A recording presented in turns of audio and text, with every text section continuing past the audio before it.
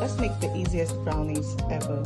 I have here with me the brownie mix bought from the grocery store.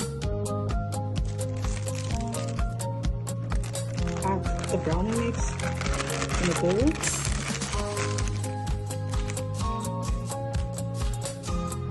Add the oil, water,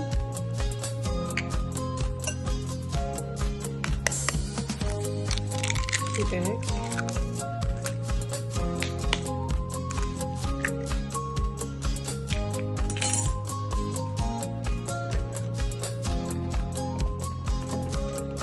then mix it